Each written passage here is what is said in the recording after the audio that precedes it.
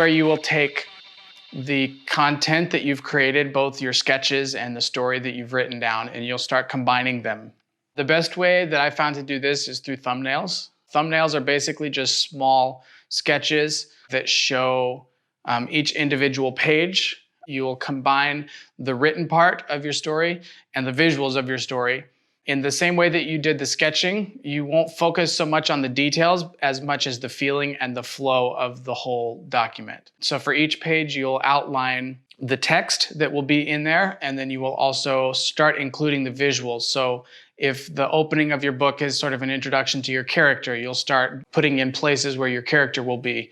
Start bringing in elements from the background, and it can be as detailed as you want it to be, but again, focusing more on getting everything down rather than making it so like visually perfect.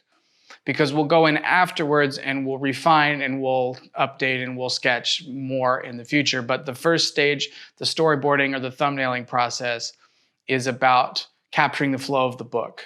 It should be fairly simple. It can be pencil sketch, it can be black and white. You can add color if you would like, just to sort of start getting a feel for it. But it's just going to be each page laid out in such a way that you get a feel for, okay, this page here flows into this page. You start seeing the movement of your story. You can read it and see, does this make sense? Does it make sense to have this information on this page and then move to the next page?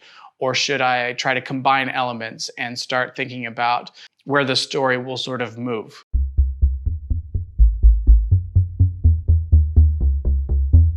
Something else to consider through this process, even at this phase, is how big is your book going to be?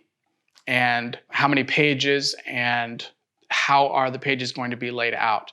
So the first consideration is the size of your book. There are standard paper sizes, but the most important thing at this point is to consider how the book is going to be positioned. Is it going to be taller pages? Is it going to be wider pages? When you consider the fact that a page is going to be right next to another page, if the page is what we would say portrait, then it's going to be taller than it is wide. But if it's next to another page, you actually have more like a square.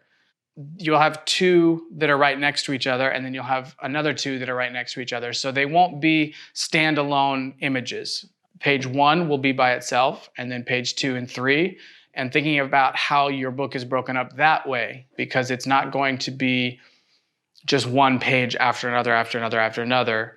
So these are things to consider as well in planning the flow of your book, making sure that it makes sense that these two images are next to each other rather than maybe rearranging things so that you have something that's more like one page that looks better together than, you know, something else.